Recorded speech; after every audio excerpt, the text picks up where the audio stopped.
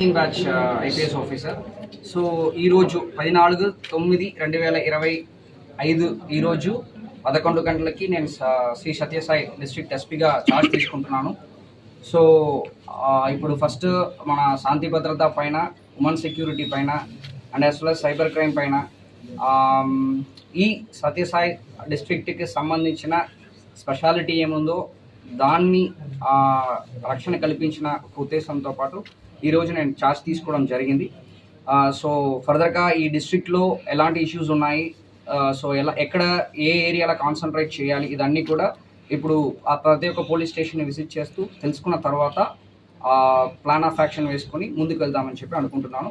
So ప్రజలకి అండగా ఉంటూ నేను నా బెస్ట్ని ఇస్తాను. అదేవిధంగా ప్రజలు కూడా నాకు సపోర్ట్ ఇస్తూ ఈ డిస్ట్రిక్ట్ని ఇంకా మంచి ఒక పొజిషన్కి తీసుకుని వెళ్ళాలన్నది ప్రయారిటీగా తీసుకుంటున్నాను. Thank you.